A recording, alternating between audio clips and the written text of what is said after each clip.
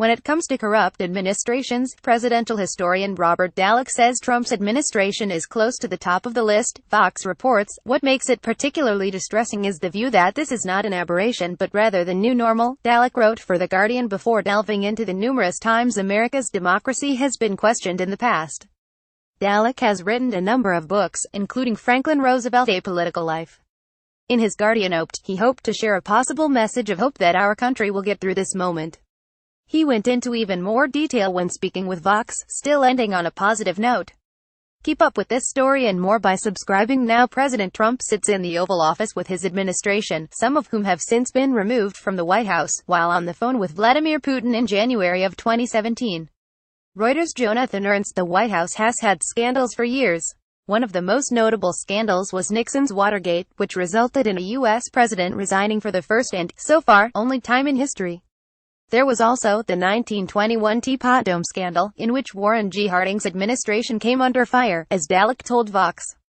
This scandal involved the lease of Navy petroleum reserves in California and Wyoming for extremely low rates to private oil companies with no competitive method of bidding.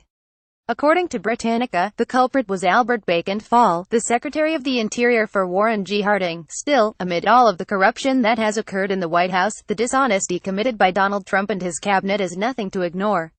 Trump runs the Trump International Hotel in D.C., which brought into question whether he was violating the Emoluments Clause. A lengthy investigation has delved into the allegations that numerous members of the Trump administration may have gone on extravagant vacations with taxpayers' money. Former campaign chair Paul Manafort was indicted, and there's a possibility that other members of Trump's administration will be indicted in the near future. Dallek told Vox that the most unique thing about Trump's corruption is the president's complacency. Often you see a lot of corruption result from a lack of oversight, but I think this administration is quite different in that Trump really sets the tone for all this. He encourages it, really. President Trump and Vice President Pence leave the Capitol on November 16, 2017.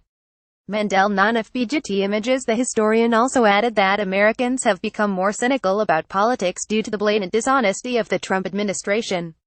The statistics certainly prove it. 538 reports that currently 38% of Americans approve of Trump, and a whopping 55.5% disapprove.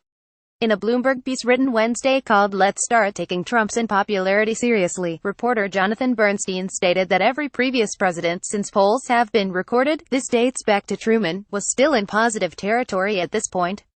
When a rare level of corruption is brewing in the White House, this reflects in the approval, or lack thereof, among the people.